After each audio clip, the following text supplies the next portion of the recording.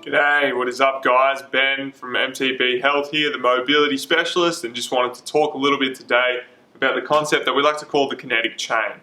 Now you might also hear this referred to as the joint by joint approach, but basically it's just a way to describe kind of what happens in the body when we distribute forces throughout. And if you had a look at the injury prevention video that we made before where we talked about why we adapt and why we get injured, then this will really make a lot of sense to kind of articulate the example that we talked about there, which was low back pain. This is something we see all the time in the clinic. And it talks about why mobility is so crucial for us to avoid pain and perform at our absolute best. Now, kind of like what we look at here is, if you imagine like a chain, right? You've got this kind of crude diagram of a chain that I've just drawn up. Excuse my very elementary drawing skills. However, if you imagine this chain, well, like what would happen, it's quite strong if I was to pull it, right? Like you're pulling on it, it's not going to break. But if there's a slight, if I cut that off there, and then I pull it, it completely breaks. Obviously, right? What if we've got a slight flaw just here, but it's still strong up the top? So just here, there's a slight little kind of compromise in the structure of the chain. If I was to pull on it, it would get weaker and weaker over time. Over time, eventually, if you kept putting that kind of force on the chain, it would break completely. And this is kind of what happens when we get injuries. You see, like if you looked at the injury kind of adaptation spectrum, we know that injuries occur because our tissues lack the capacity to be able to tolerate the load that's imparted on them. Well, this is another part of the reason why that occurs is because, well, when we have a slight compromise in the structure and there's forces being generated in the way that they shouldn't be, what we start to see is more and more compromise over time, and there's no time to allow it to react. Now, a chain's probably not the greatest example because, look, a chain's not going to adapt over time unlike our body, but it articulates the point quite nicely of if we're imparting load in a way that we shouldn't and not allowing ourselves the time to recover, what's going to happen is that'll start to break over time. Now, another really good analogy that I like to use to articulate the kinetic chain and why we get injured, it's like, you know, those days that you're driving on the highway and then what happens is, say there's a detour and everyone starts having to take the back road. And if that back road was being taken every single day, which I've seen happen before, you know, all these cars are driving on it and it's a road that shouldn't be driven on by that many cars. The road isn't designed for all of the traffic in the highway to be driven on. And what happens is that road starts to deteriorate, starts to break, and the people that are driving on it start to have a worse experience. Well, if we take that analogy and apply that to the human body, that's what's happening all the time when we lack mobility. You see, we lack the ability to move as the way we should, and therefore we're taking the road that we shouldn't be.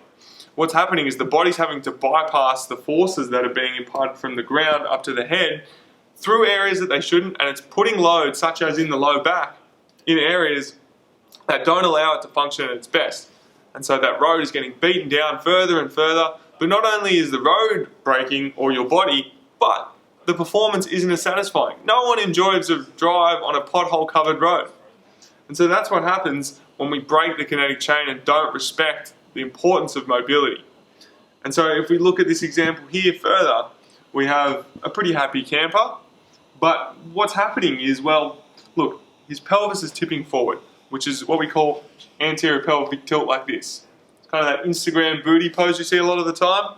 Well, I guarantee you a lot of those girls would be having some pretty severe back pain because what's happening is the pelvis is tipping forward, and this is creating, it's called a hyperlordosis in the low back.